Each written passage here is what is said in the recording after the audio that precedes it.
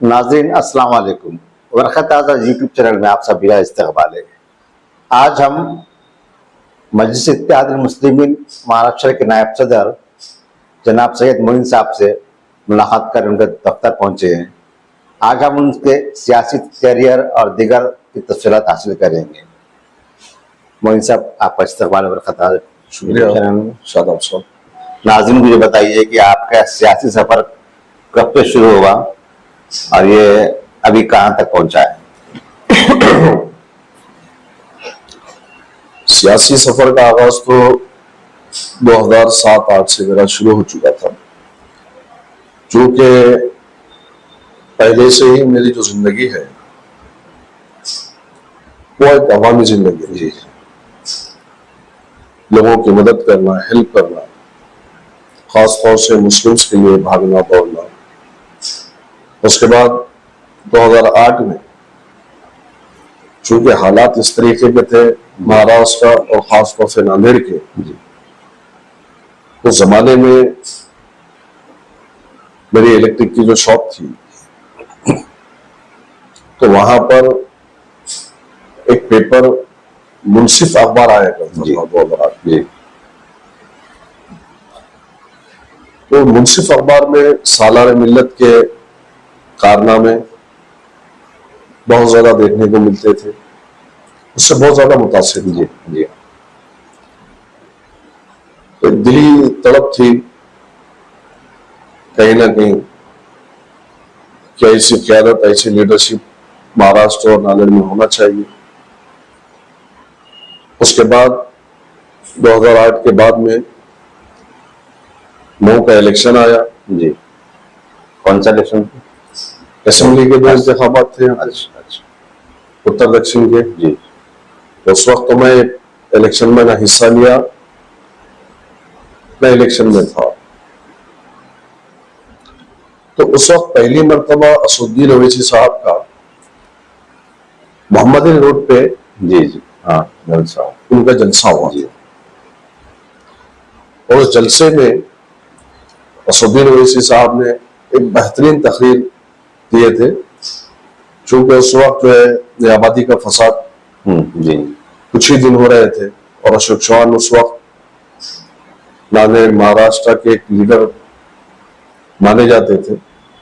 और चूंकि अशोक चौहान का खुद ताल्लुक शिवाजी नगर से है, तो उस पीरियड में शिवाजी नगर के अंदर जो कुछ नुकसान हुआ था तो 5, 10, 15 रुपए के चेक्स तकसीम किए। शायद आपको याद है। उससे बड़ी तकलीफ हुई थी कि एक शख्स जो आज इतने बड़े ओहदे पे है और उनके वालिद भी मिनिस्ट्री में रह चुके और सबसे बड़ा उस खानदान को सियासी तौर से मजबूत करने का अगर किसी को हक हासिल था तो मुसलमानों में था। बावजूद इसके फसादात में मुसलमानों को 5-10 रुपए देना, चेक्स तकसीम करना, तो बड़ी सोचने वाली और बड़ी तकलीफकुन बात थी। और उसी बात का इज़हार अपने तकरीर में, अपने जलसे में मोहम्मद रोड पर असद साहब ने किए थे। क्योंकि उस वक्त एक कैंडिडेट विड्रॉ कर चुका था, एक ही कैंडिडेट इधर से उत्तर से लड़ रहा था।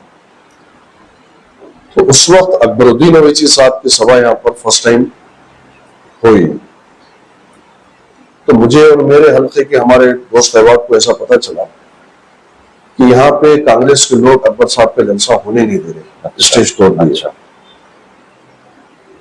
तो बड़ी मतलब हमारे अंदर एक जज्बात थे उस वक्त में कि तो गलत बात है कि भाई अपना मुस्लिम लीडर है जो कौम के लिए आवाज उठा रहे हैं। मुतासिर थे हम लोग। तो हम लोग वहां पे पहुंच के स्टेज वगैरह पूरा देखे और हमारे पूरे ग्रुप ने वहां पर जो खिदमत हम अंजाम दे सकते थे दिए। उसके बाद अकबर साहब की एक बेहतरीन तकरीर थी, उससे मैं काफी मुतासिर था। फिर अकबर साहब की तकरीर के बाद अकबर साहब को स्टेज से लेकर उनके गाड़ी तक छोड़ने के लिए जब मैं आया तो अकबर साहब से मैं जब मुसाफा किया तो अकबर साहब ने मेरे पेशानी का बोसा लिए थे और कहा कि तुम आके मुलाकात कीजिए सलाम। बस वो लम्हा था। उसके बाद यहाँ पर हम काम करते गए। पुरानी टीम आपको शायद मालूम है, आपके महल्ले की में उसमें शामिल है। काम करते गए तो पार्टी की बुनियाद को हमने रखा, और शुरुआती दौर में एक एक महल्ले में जाकर नीचे बेडशीट डालकर लोगों को समझाना, बिठाना, जोड़ना, ये सब की सब तंजीमी सरगर्मियां हमारी 2011 तक चली। जी 2011 के अंदर कॉरपोरेशन के बल्दी इंतखाबात आया। वार्ड नंबर, उस वक्त के जो वार्ड थे, एक खुतबे नगर का एक वार्ड था, हैदराबाद का एक वार्ड था। तो उस वक्त जो है 2 कैंडिडेट को हमने खड़ा किए थे बाई इलेक्शन में। एक अफसर साहब थे, एक नदीम साहब थे। तो अल्हम्दुलिल्लाह नदीम साहब की 2nd पोजीशन रही। अफसर साहब आज से कॉरपोरेशन में कामयाब हुए।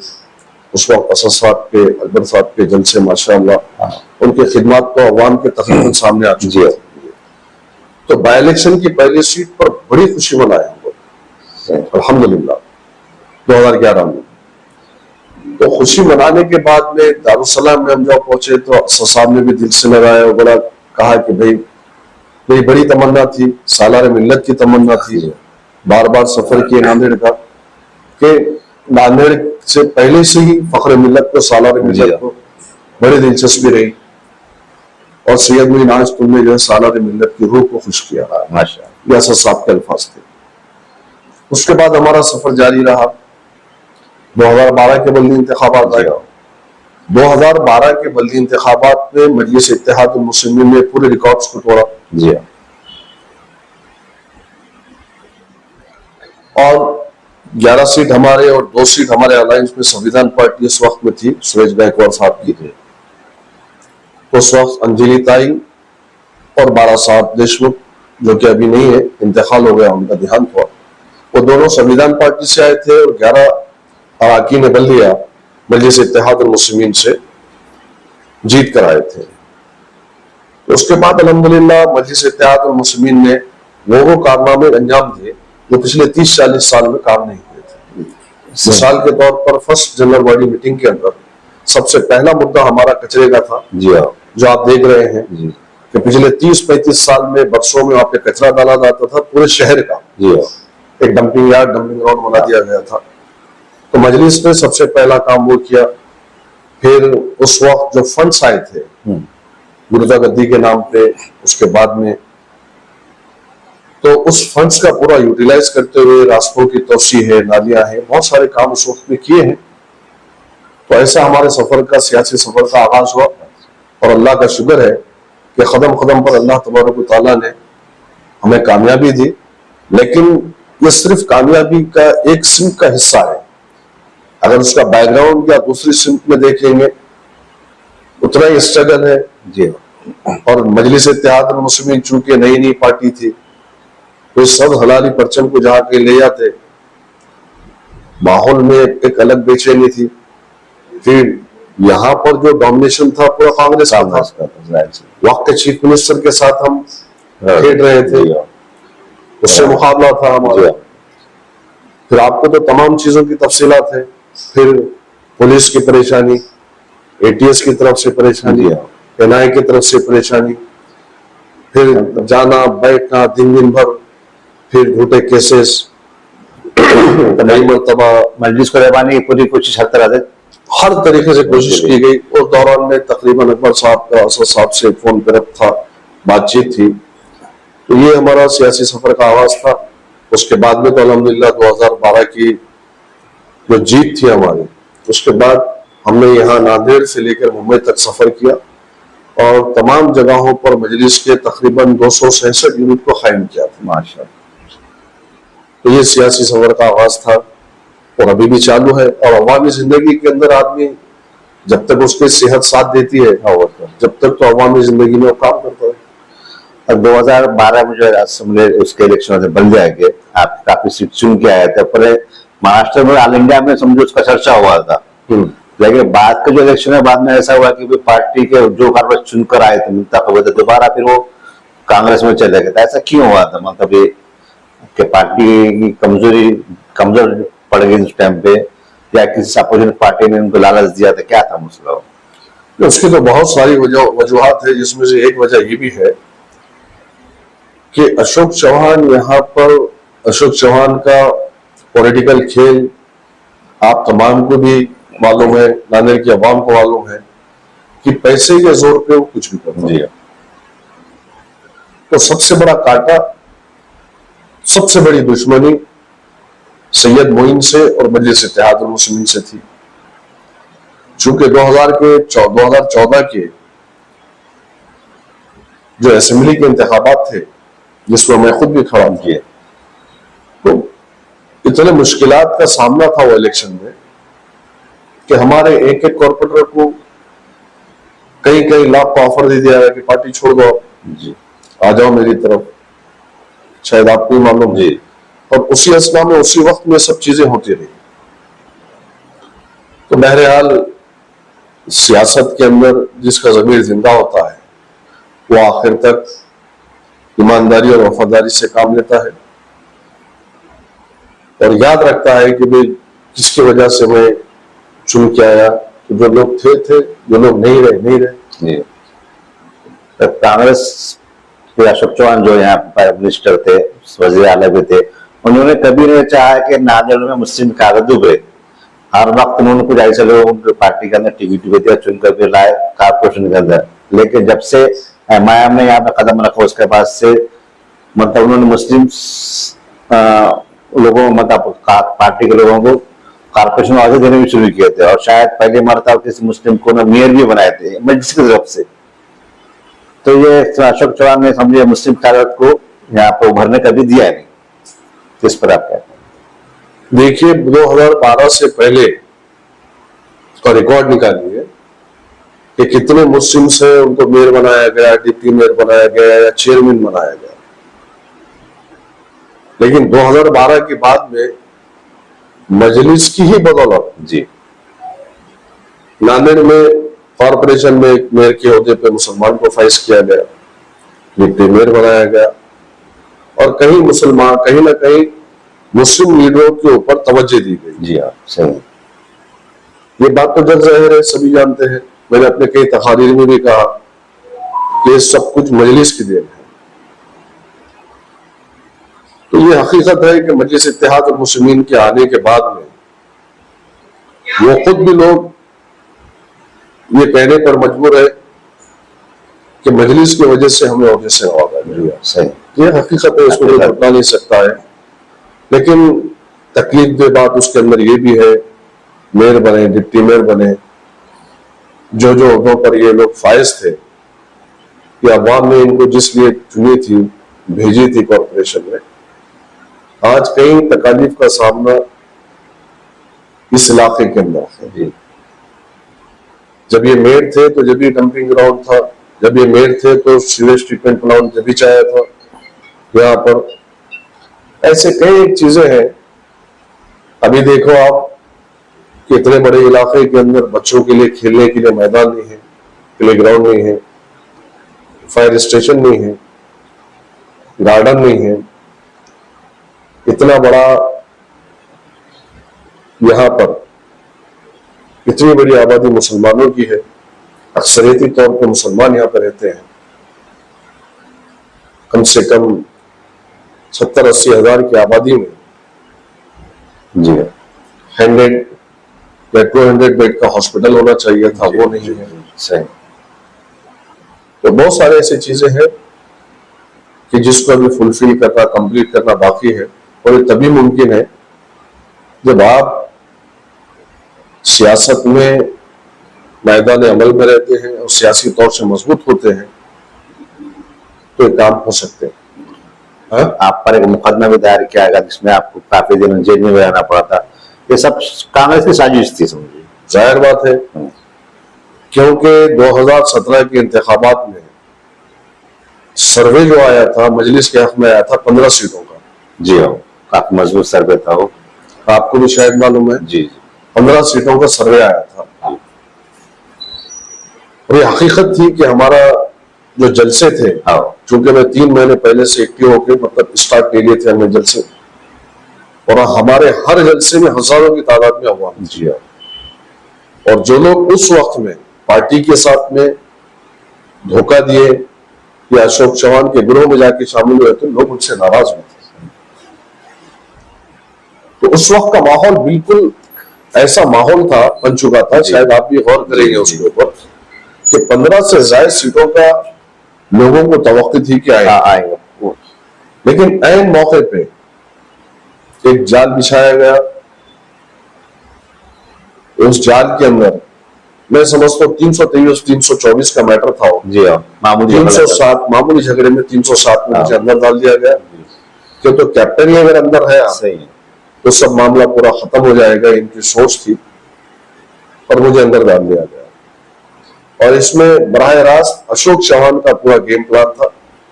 उस वक्त का एसपी, उस वक्त का डीवाईएसपी, उस वक्त का पीआई, अशोक चौहान के कहने पर उन्होंने 307 एक सीरियस ऑफेंस मेरे ऊपर रजिस्टर किए जी, और मुझे जेल में रखा गया। और यही वजह रही कि बहुत कम मार्जिन से मेरे खुद वालदा की सीट जो है 100-150 वोट से, दूसरे सीट 100-150 वोट से, 50 वोट से, ऐसे सीट्स पे बहुत कम मार्जिन से हमारे सीट्स हारे हमने। तो ये पूरा प्लान फिट था कि कहीं ना कहीं ये कॉर्पोरेशन के इलेक्शन में मजलिस का सफाया किया जाए, और उसमें एक ही चीज उनको सता रही थी कि ये अगर रहेगा तो हम जीत नहीं सकते। तो किसी ना किसी तरीके से मुझे अंदर डालने की साजिश थी और अंदर डाल दिया गया एक सीरियस ऑफेंस, और इलेक्शन के बाद 40 दिनों के बाद जेल से मैं रिहा हुआ। अभी आप असेंबली इंतखाबात होने जा रहे हैं कुछ दिनों में जी, तो आप नांदल के किस हलके से, नांदल शहर किस हलके से आप चुनाव लड़ने का ख्वाहिशमंद, और पार्टी इस बारे में क्या सोच रही है? तो देखिए, चाहे असेंबली के पार्लिमानी या बल्दियाती इंतखाबात होते हैं, चाहे पार्टी के सदर हो, मतलब महाराष्ट्र के, या जिले के सदर हो या शहर के सदर हो, तो कोई किसी भी पार्टी का एक प्रोटोकॉल होता है। तो उसी प्रोटोकॉल के दायरे में हमने दरखास्त दी है। मैंने खुद उत्तर से टिकट मांगा है, दरखास्त पेश की है, एप्लीकेशन फॉर्म भरा है। तो पार्टी तय करती है, पार्टी तय करती है कि भाई यहाँ पर कौन किस काबिल है। मेरे अलावा भी हमारे दूसरे शहर के जिम्मेदारों ने दरखास्तें पेश की है, तो पार्टी गौर करेगी, पार्टी को जो मुनासिब लगेगा पार्टी वो फैसला लेगी। तो नांदल जिले में आप असेंबली कितनी सीट लड़ाने का आप चाहते हैं? पार्टी क्या तय की कुछ? मैं ये समझता हूं उत्तर है, दक्षिण है, उसके अलावा अभी न्यू डेवलपमेंट तो कल से ये है कि इम्तियाज जलील साहब भी यहाँ से अगर पार्लियामेंट के अंदर हिस्सा ले रहे हैं इंशाअल्लाह ताला, तो जाहिर बात है 6 सीट तो कंपल्सरी लड़ाना ही हम जी। दरखास्त से तो हर जगह से आई भी है, देखते हैं अभी क्या होता है इंशाअल्लाह। इससे कबल आप नांदल दक्षिण से चुनाव लड़े थे। यस। इस मरतबा ऐसे आप क्यों चाह रहे कि उत्तर से लड़ना चाह रहे आप? जिस वक्त मैं दक्षिण से लड़ा था उस वक्त आपको मालूम है कि अल्हम्दुलिल्लाह वहां से मैंने वोट कितने लिया था, और बहुत अच्छा मुकाबला भी था। चूंकि अभी ये ऐलान मैं आज नहीं किया, बल्कि दक्षिण का जिस वक्त इलेक्शन लड़ चुका था मैं, अच्छा, उसी वक्त लोगों की राय थी कि मोइन साहब ने उत्तर से इलेक्शन लड़ना चाहिए था। अगर उत्तर से लड़ते तो उस वक्त सीट आती थी। जी हाँ, ये सभी की राय मशवरे थी। तो उसी वक्त मैंने मन बनाया था कि इंशाअल्लाह जब कभी इलेक्शन लड़ेंगे अपन उत्तर से लड़ेंगे, चूंकि उत्तर और दक्षिण में डिफरेंस जो है 10 वोट का है, तो जाहिर से। और दूसरी बात यह है कि पार्टी के हिदायत पे अल्हम्दुलिल्लाह उत्तर और दक्षिण में नए वोटर लिस्ट में नामों का इंदराज कराने का भी काम हमने किए। चूंकि 2019 के अंदर इलेक्शन तो मैं नहीं लड़ा था जी हाँ, दक्षिण में और उत्तर में हमारे दोनों पार्टी के उम्मीदवारों के लिए बावजूद बीमारी के मैंने काम किया दोनों की तरफ से अल्हम्दुलिल्लाह। उसके बाद में तय था कि मैं इंशाल्लाह उत्तर से ही मेहनत करूंगा, उत्तर से लड़ूंगा, उत्तर से ही इलेक्शन कॉन्टेस्ट करूंगा, कि मेरे अपने या फिर पार्टी के जो जिम्मेदार हैं उनके सबके राय मशवरे के बाद ये फैसला लिया गया। अब मस्जिद इत्तेहाद ने बोले एक मतलब सिर्फ मुसलमानों की पार्टी बोल के सब जानते भी और मुस्लिम ज्यादा लाइक भी करते हैं, वोटर्स भी मुस्लिम ही है इसके। आप तो क्या आप सिर्फ मुस्लिम वोटर्स तो भी आपका चुन के आ सकते हैं, आपको दलित भी चाहिए, दूसरे समाज की वोट भी चाहिए, तो आप इसके लिए क्या कोशिश कर रहे हैं? तो देखिए, पॉलिटिक्स में जिसकी जितनी संख्या भारी उसकी उतनी हिस्सेदारी, हाँ, ये एक्चुअल फैक्ट है। रही बात दलितों की, तो ये एक हकीकत है कि 2012 के अंदर एक दलित कैंडिडेट, एक मराठा कैंडिडेट हमारा अलायंस में जीत के आए थे, और जय भीम और जय भीम का नारा महाराष्ट्र से ही निकला था। जी सही है, सरजमीन नांदेड़ से। हाँ, जय भीम का और जय भीम का नारा सरजमीन नांदेड़ से ही निकला था। और कहीं ना कहीं दलित समुदाय अम्बेडकरवादी मजलिस से अटैच है, और मजलिस इत्तेहादुल मुस्लिमीन ने तमाम समाजों को लेकर चलने का काम किया, कि मजलिस की पॉलिसी है।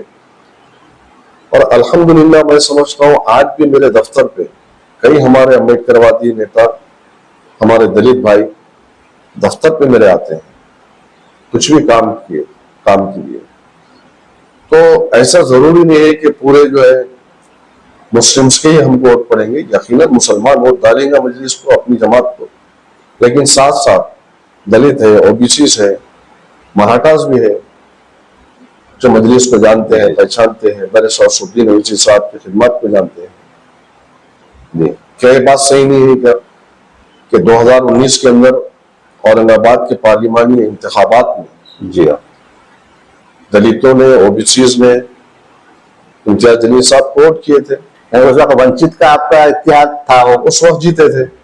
नहीं, उस वक्त इत्तेहाद था उनका, अभी इत्तेहाद का कायम पे मतलब वंचित बोलते एक चेहरा है ना, अम्बेडकर एक चेहरा है, लेकिन अभी इत्तेहाद नहीं है। और ये जरूरी भी तो नहीं है कि अगर किसी से हमारा अलायंस होता है तो पार्टी के थ्रू ही दलित वोट हम में ट्रांसफर होंगे, लेकिन वो एक बड़ा तबका, जैसे आप एमआईएम किसी से अलायंस करती है तो आपके जो मुस्लिम, आपके जो वोटर्स है 10-20,000 25,000 जो भी है उनको जाएंगे, उनका सपोर्ट आपको मिलता, आपका सपोर्ट उनको मिलता। लेकिन इसका नुकसान दोनों ही पार्टियों को, दलित समाज को भी, उम्मीदवारों को हो रहा और मजलिस को भी, महाराष्ट्र भर में हो रहा है। तो इम्तियाज जलील साहब ने तो बार बार अपनी तरफ से कोशिश की कि फिर से बात बने, फिर से बात जमे, पर कहीं ना कहीं वो चीज हुई नहीं।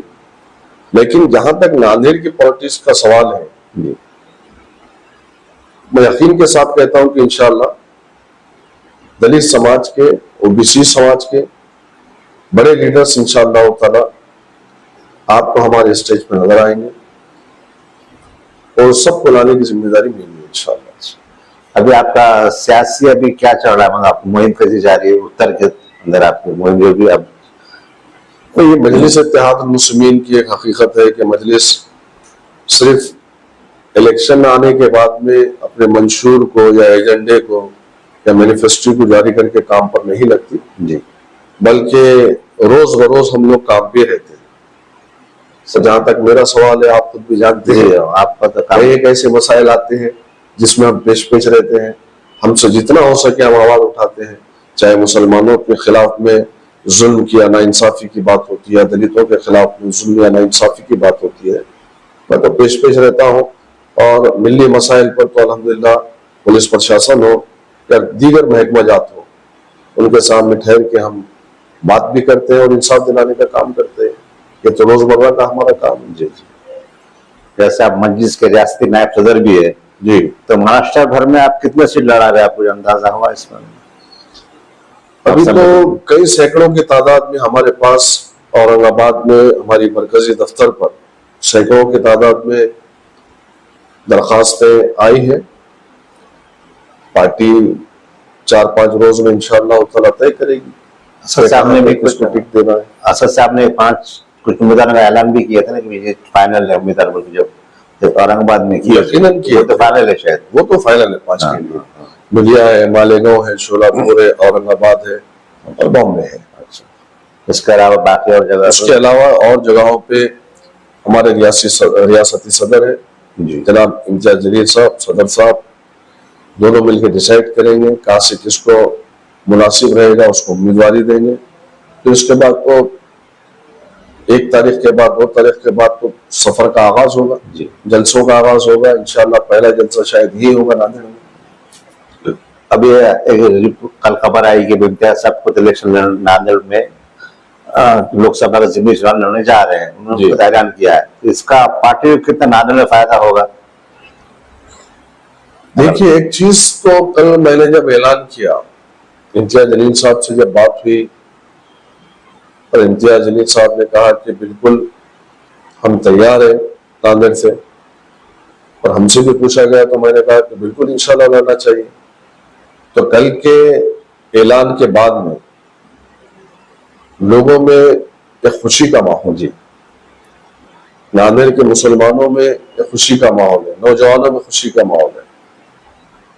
क्योंकि हुआ क्या, पार्लियामेंट के इलेक्शन के वक्त में मुसलमानों के दिमाग में ये बात डाली गई कि किसी न किसी तरीके से हमको बीजेपी को हराना। जी सही। बीजेपी चूंकि फिरका परस्त जमात है, फिरका परस्त पार्टी है, ये हकीकत भी है। सही।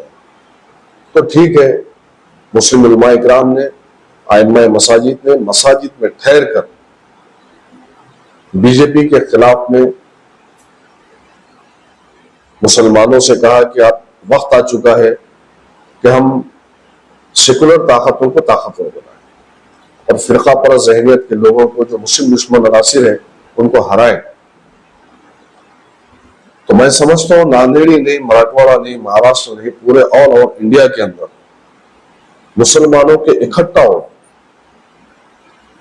उस वक्त वहां रीजनल पार्टीज जो बीजेपी के अगेंस्ट में कैंडिडेट है या नेशनल अलायंस है, कांग्रेस के साथ में जो लोग अलायंस में थे, जुड़े वाले हैं, उन लोगों को भरपूर तादाद में मुसलमानों ने वोट दिया। लेकिन उसके फौरी बाद देखिए, पॉलिटिक्स में, सियासत में, अगर जनता किसी को अपना लीडर मानती है, किसी पार्टी को अपनी जमात मानती है, ये समझकर अगर वोट डालती है, तो यकीनन उसका यह हक होता है कि जब कभी उस पर जुल्म हो, उसके साथ नाइंसाफी हो, तो वो उम्मीदवार उनके लिए बात करे और पार्टी उनके लिए बात करे। लेकिन क्या आपने ये नहीं देखा कि पार्लियामेंट के इलेक्शन के फौरी बाद में एक मेंबर ऑफ पार्लियामेंट जो कांग्रेस का है, उसी का बेटा, जी, कोल्हापुर की मस्जिद को शहीद करने के लिए एक टोली के साथ रैली बनाकर निकलता है, बराबर हथियारों के साथ। मस्जिद को मसमार किया जाता है, शहीद करने की कोशिश की जाती है। कोल्हापुर की एक बस्ती है, उसको उजाड़ने की कोशिश की, मारा गया। एक दरगाह है, उसको मसमार करने की कोशिश की गई।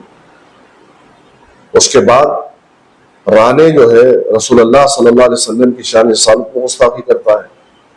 रामगिरी के ऊपर 62 से ज्यादा एफआईआर होते हैं, जी।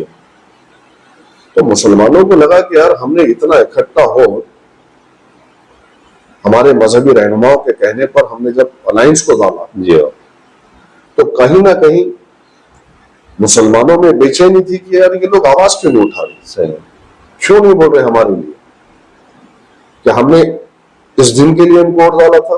बिल्कुल सही। कि हम पे जुल्म होता रहेगा और आप खामोश रहेंगे, बीजेपी से चूंकि हमको तवक्को नहीं है। हाँ, वो तो मुस्लिम दुश्मन पार्टी है, लेकिन कम से कम ये लोग हमारे लिए आवाज उठाते, पार्लियामेंट में बोलते, असेंबली में बोलते। इतना भरपूर वोट देने के बाद भी हासिल क्या हुआ? तो कहीं ना कहीं मुसलमानों के अंदर नाराजगी है। तो मुसलमान ये समझ रहा है कि जिस वक्त इम्तियाज जलील साहब महाराष्ट्र में एमपी थे, तो सबने मिलकर उनको हराने की कोशिश की, बराबर। जब इम्तियाज जलील साहब महाराष्ट्र की पार्लियामेंट सीट जीतते औरंगाबाद से, और जब पार्लियामेंट पहुंचते तो महाराष्ट्र के मसाइल पर आवाज उठाते, जिस तरीके से आज असदुद्दीन ओवैसी साहब उठा रहे हैं, जी हाँ, उनके शाना बशाना चलते। लेकिन महाराष्ट्र का एक एमएलए एमपी बताइए अलायंस का, कि जिसने इन इश्यूज पर बात की, मुसलमानों की बदहाली पर बात की, मुसलमानों की गिरफ्तारियों पर बात की, या फिर जो बुलडोजर चलाए गए, जी, उस इलाके के अंदर और बॉम्बे के अंदर, उस पर बात की, मुस्लिम बच्चों को मारा गया, पीटा गया, उस पर बात की। अभी हालिया दिनों के अंदर लातूर के अंदर एक वाकया हुआ, और से एक निकलकर लातूर की तरफ जा रही है एक फैमिली, उनको उड़ा दिए। तो कोई बोलने के लिए तैयार नहीं, तो क्या सिर्फ अलायंस के उम्मीदवारों को, चाहे पवार के हो, चाहे राहुल गांधी के कांग्रेस पार्टी के हो, चाहे वो यूबीडी के उद्धव ठाकरे के कैंडिडेट हो, क्या उन लोगों को सिर्फ मुसलमानों के वोट चाहिए? वोट के वक्त मुसलमान याद आएगा कि बीजेपी से डरा दो और मुसलमानों के वोटों को हासिल कर लो, लेकिन जब मुसलमानों की बात आएगी तो चुप्पी साध देंगे आप लोग। तो मुसलमान आज उतना भी डरा सहमा हुआ नहीं है, वो जानता है कब कहां पर कैसा फैसला लेना। मुसलमानों ने पार्लियामेंट के इलेक्शन के वक्त में एक फैसला लिया था कि हमको बीजेपी को हराना है, उस वक्त का फैसला यकीनन सही था, लेकिन आज मुसलमान इंशाअल्लाह ताला फैसला लेगा, क्योंकि मुसलमानों के सामने आज कई बुलडोजर से उनके मकानात को ढाया जा रहा है। मुसलमानों की नजरों के सामने कई मसाजिद को, अल्लाह के घरों को शहीद किया जा रहा है। मुसलमानों की नजरों के सामने मुस्लिम लीडरों को सरेआम गोली मारी जा रही है। मुसलमानों की नजरों के सामने वो तमाम चीजें हैं जो हिजाब का मसला है, औकाफी जायदादों का मसला है, हमारे तहफ्फुजात का मसला है, हमारे नौकरियों का मसला है। तो ये तमाम मसले मुसलमानों के नजरों के सामने है और इस पर मुसलमान बेचैन है और मुसलमान चाहता है अपनी क़ियादत, अपनी जमात, अपनी पार्टी, अपना उम्मीदवार। महाविकास आघाड़ी में आपके मजलिस की शमूलियत के लिए भी कुछ बातें हुई थी, लेकिन कांग्रेसी के लीडरों ने कहा था कि हमारी और मजलिस की आइडियोलॉजी नहीं मिलती, लेकिन शिवसेना से आइडियोलॉजी मिल रही, लेकिन मजलिस से आइडियोलॉजी नहीं मिलती, ऐसी उनको बयान देते हैं। जो लोग मस्जिद को शहीद करने वाले हैं, जो लोग फख्र से कहते हैं कि हम शिवसैनिक हैं, हमने अल्लाह के घर को शहीद किया, वो शिवसैनिक थे, तो उनके साथ कांग्रेस जा सकती है, शरद पवार उनके साथ जा सकता है। ऐसे लोग जिन्होंने मुसलमानों के खत्ले आम की जिम्मेदारी कबूल की थी, जिनका 92 के फसादात में एक अहम रोल रहा, उनके साथ आप जा सकते। लेकिन ऐसी जमात जो संविधान की बात करती है, ऐसी पार्टी जो मजलूम तबकात की बात करती है, ऐसी पार्टी मेंबर ऑफ पार्लियामेंट जिसको कई बार पुरस्कार मिला बैरिस्टर असदुद्दीन ओवैसी साहब को, ऐसी पार्टी जो सदन में पहुंचने के बाद में जय भीम का, जय मीम का नारा देती है, ऐसी पार्टी जो संविधान को बचाने की बात करती है, ऐसी पार्टी जो खौफ और हिरास से दबे कुचलों को निकालकर उनके हक की बात करती है, उनके साथ आप जाना पसंद नहीं करते। आप फिरका परस्त ताकतों का साथ दे रहे हैं। और आज मजलिस इत्तेहादुल मुस्लिमीन से क्या एलर्जी है? आप सभी के साथ रहते हैं। पिछले इलेक्शन का जायजा लीजिए, कांग्रेस पार्टी तो हर एक के साथ गई, आज यूबीटी के साथ भी कांग्रेस पार्टी है, उनके साथ आपकी आइडियोलॉजी मिल रही है, नजरियाती आप तौर से आप लोग उनके साथ मिल रहे हैं। लेकिन मजलिस से ऐसा क्या किया कि मजलिस के साथ आप मिलने को तैयार नहीं है? और फिर अगर मजलिस इत्तेहादुल मुस्लिमीन इलेक्शन में हिस्सा लेती है तो फौरी कहते हैं कि बी टीम है। तो फिर हालिया इंतखाबात में हरियाणा में, जम्मू एंड कश्मीर में जो इंतखाबात हुए, जम्मू कश्मीर में और हरियाणा में तो मजलिस नहीं ठहरी थी, फिर हरियाणा में आप कैसे हारे? ये सवाल पूछते नहीं है कोई। ये सवाल आपने पूछना चाहिए। वो तो है। एक हम पे इल्जाम शुरू दिन से लग चुका है। तो क्या इसका मतलब है कि कोई पार्टी इनके सामने ठहरी ना, बस मुसलमान आंख बंद करके इनको ओर डालता रहे और जुल्म पे जुल्म सहता रहे, और अगर कोई मुस्लिम लीडर सामने आ जाए और उनकी बात अगर कहे और वो अगर इलेक्शन में हिस्सा ले तो नहीं ये तो बीजेपी की मीटिंग है, ये कब तक चलेगा? अब वहां मुशार हो चुकी है, जनता जानती है, लोग जानते हैं कि जब कभी भी दबे कुचलों पर, मुसलमानों पर बात करनी होती है तो इनकी जबानों में से जो हलफ में इनकी जबान है वो अटक जाती है, बात नहीं होती। बात अगर कोई करता है तो बैरिस्टर असदुद्दीन ओवैसी साहब करते हैं, और आज उनकी लीडरशिप को पूरी दुनिया और खासतौर से हिंदुस्तान के तमाम दबे कुचले और मुसलमानों ने मान चुके हैं। और इंशाअल्लाह ताला वक्त बदल रहा है, हालात बदल रहे हैं, और नांदेड़ के अंदर से भी हम समझते हैं इंशाअल्लाह ताला कि यहाँ से एक बेहतरीन रिजल्ट आएगा, क्योंकि नांदेड़ एक तारीखी शहर है और मजलिस इत्तेहादुल मुस्लिमीन ने सबसे पहला कदम यहाँ पे रखा था, जो महाराष्ट्र का बाबुल दाखिला है और एक तारीखी सरजमीन है, हसास इलाका है, जरखेज जमीनें हैं। यहाँ के मुसलमानों के दिल जो है वो जिंदा दिल है, जिंदा दिल है। उसकी मिसाल उन्होंने 2012 में पेश की और यहाँ से अपनी जमात मजलिस इत्तेहादुल मुस्लिमीन के उम्मीदवारों को जिताया। ये इस बात का सबूत है कि मजलिस को और मजलिस के लीडरान को नांदेड़ की आवाम कितना चाहती है।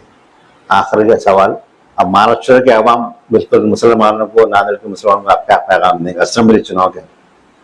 मैं नांदेड़ के और खास तौर से महाराष्ट्र के मुसलमानों को पैगाम दूंगा कि महाराष्ट्र के पार्लिमानी इंतखाबात में जिस तरीके से बीजेपी से हमको डराया गया, और ये हकीकत भी थी कि किसी ना किसी तरीके से कहीं ना कहीं हमको बीजेपी को रोकना है, तो सबसे ज्यादा अगर किसी समाज ने मेहनत की है अलायंस के उम्मीदवारों को जिताने के लिए, तो मुसलमानों ने, मुस्लिम दानिश्वरों ने, हमारे मजहबी रहनुमाओं ने, खास तौर से उलमा इकराम की देन थी, जो आज पूरे महाराष्ट्र में सबसे ज्यादा अलायंस के उम्मीदवार जीत के आए हैं, वो मुसलमानों की वोटों की बदौलत जीत के आए। तो आज जीतने के बाद में उनका रवैया और रुख और उनका रूप जो महाराष्ट्र के मुसलमानों ने देखा है, उसी का हवाला देते हुए मैं कहूंगा कि क्या तुम लोग कोल्हापुर के सानिये के वाक़े को भूल गए? क्या तुमने मुमरा के वाक़े को भूल गए? क्या तुम लोग जो बायकल्ला में हुआ, जो आज ही के दिन मुझे पता चला है कि मुंबई के अंदर मौलाना सलमान अजहरी को जो उस वक्त उठाया गया था, कोई उनके लिए बोला नहीं सिवाय असदुद्दीन ओवैसी साहब के। अल्हम्दुलिल्लाह आज सुबह मालूम हुआ जुमा के दिन कि आज उनकी बेल हो गई है। कोई एक बताइए लीडर जो मुफ्ती मौलाना सलमान अजहरी के ताल्लुक से बात की है। आज से चंद दिन पहले बाबा सिद्दीकी साहब का मर्डर होता है, शहीद किया जाता है उनको। कई एक वाकयात मुसलमानों आपकी नजरों के सामने है। तो मेरा पैगाम है कि जमहूरी हिंदुस्तान के अंदर जब तक आप पार्लिमानी इंतखाबात में हिस्सा नहीं लेंगे और अपनी खुद की ताकत नहीं बनाएंगे, यकीनन आपकी आवाज बेमायने रहेगी। आप दूसरी जमातों के बैसाखियों का हिस्सा मत बनो, आप खुद की अपनी आवाज बनाओ, खुद के अपने मेंबर ऑफ पार्लियामेंट, खुद के आपके मेंबर ऑफ असेंबली, खुद के आपके अराकीन बल्दिया पंचायत में आपको भेजना होगा। आप कब तक दूसरों का सहारा लोगे? ये सिर्फ धोखा दे रहे हैं। जब कभी भी इंतखाबात आते हैं हमको डराया जाता है बीजेपी से। ये लोग सबको लेना चाहते हैं अलायंस वाले, लेकिन मजलिस से इनको एलर्जी है। मजलिस इनके साथ जाना चाहती थी, खुलेआम आकर लेटर तक दिए हैं इम्तियाज जलील साहब ने, और सरेआम कहा है कि हम अलायंस के साथ जाने के लिए तैयार हैं, लेकिन हमको नहीं लिया गया। तो आप बतलाइए, वो अलायंस पार्टी जिसमें शरद पवार है, वो अलायंस पार्टी जिसमें कांग्रेस है, जिसमें शिवसेना यूबीटी है, वो शिवसेना जिसने मस्जिद को शहीद किया, वो शिवसेना जिसने कहा कि गर्व है हमें, हमने जो बाबरी को ढाया, वो शिवसेना जिसने 92 के अंदर मुंबई के सड़कों पर मुसलमानों का खून बहाया, उनके साथ तो ये जा सकते हैं, लेकिन मुसलमानों के साथ जाने के लिए तैयार नहीं है, मजलिस के साथ आने के लिए तैयार नहीं है। तो मैं कहूंगा थोड़ी देर ही सही, लेकिन स्ट्रगल करना है, जद्दोजहद करना है, और जद्दोजहद करते हुए अपने मेंबरों को जिताइए, आगे बढ़िए, अपनी जमात का साथ दीजिए। आप ये क्या नहीं देखते कि आज पूरे मुल्क में जहां कहीं जो कुछ वाकयात हो रहे हैं, चाहे वो ट्रिपल तलाक का मामला हो, चाहे यूसीसी का मामला हो, चाहे एनआरसी का मामला हो, चाहे हिजाब का मसला हो, चाहे आपके औकाफी जायदादों के तहफ्फुज का मसला हो, चाहे आपके रिजर्वेशन का मसला हो, या फिर रसूलुल्लाह सल्लल्लाहु अलैहि वसल्लम की शान रिसालत में गुस्ताखी का मामला हो, या फिर आपकी मस्जिदों की शहादत का मामला हो, या फिर जो जहरीले बयान देते हैं मुल्क के अंदर नफरत पैदा करने वाले, वो जहरीले लोग हैं। कौन इन सब का मुकाबला कर रहा है? वाहिद पार्टी आपकी मजलिस इत्तेहाद मुस्लिमीन है, आपकी अपनी जमात है, आपका अपना लीडर असदुद्दीन ओवैसी साहब है। आइए, आज वक्त आ चुका है कि हिंदुस्तान की पार्लियामेंट के अंदर नांदेड़ से भी आप एक उम्मीदवार को जिताइए, और आने वाले असेंबली इंतखाबात में मजलिस इत्तेहाद मुस्लिमीन जहां जहां से अपने उम्मीदवारों को उतारेगी, आप उनका साथ दीजिए। आपकी दुआएं और आपका साथ रहेगा तो इंशाअल्लाह ताला आपकी आवाज बनकर ऐवान असेंबली के अंदर मजलिस गूंजेगी, न सिर्फ आवाज उठाएगी बल्कि आपके साथ इंसाफ भी होगा और आपके हुकूक आप तक पहुंचाएगी। खुदा हाफिज, शुक्रिया। ठीक है मुझे बहुत बहुत शुक्रिया आपका। इंशाल्लाह आपको दोबारा फिर मुलाकात होगी। शुक्रिया।